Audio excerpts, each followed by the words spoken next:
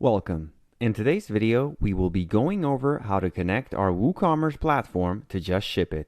When we are logged into JustShipIT, all we have to do is go to Settings, Platforms, we click on Add Platform and select the WooCommerce logo, next to which it says REST API.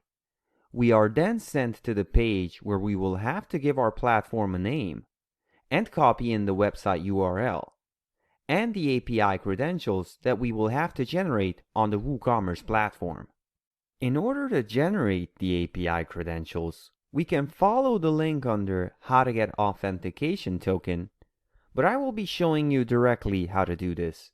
First and foremost, let's log into our WooCommerce platform.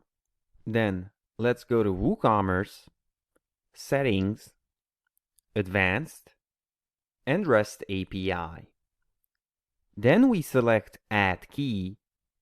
On the details screen, under Description, we write JustShipIT. Under User, we will have our user, because we are the ones requesting the API key. And permissions, we will set these as read and write, in order to give full API access. We then click Generate API Key, and WooCommerce will create the API key and password for the user. We can copy these over to JustShipIT to test the API connection with.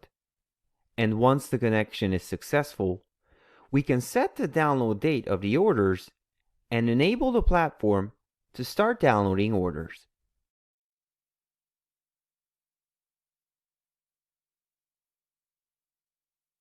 That about covers how to connect our WooCommerce platform. And in about 15 to 30 minutes, our WooCommerce orders from the selected date onwards should be sent to JustShipIT ready to be processed.